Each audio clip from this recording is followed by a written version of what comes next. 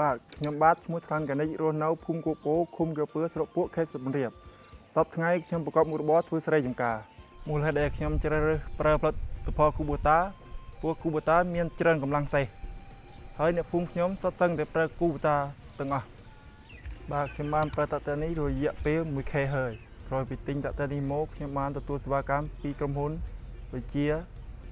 ការដឹកជញ្ជូនដល់ផ្ទះដោយឥតគិតថ្លៃនឹងមានក្រុមជាងបច្ចេកទេសមកបង្រៀន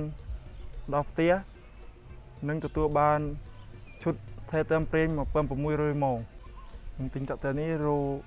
យកមកប្រើលើការងារធ្វើស្រែចម្ការធ្វើស្រែខ្លួនឯងផងនិងរកចំណូល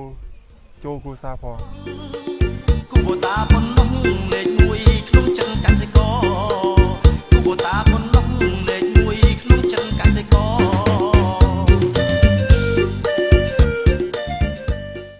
ជាចុងក្រោយបើសិនបើពុកម៉ែបងប្អូនចង់បានតាក់ទើមកប្រើប្រាស់ជ្រើសរើសយកគូបូតាទៅអត់ខកបំណងទេព្រោះគូបូតាមានសេវាកម្មជាងរហ័សទាន់ចិត្តគ្រឿងបន្លាស់អាចរកបានគ្រប់ទីកន្លែងតាមដំណើរចែកចាយរបស់គូបូតា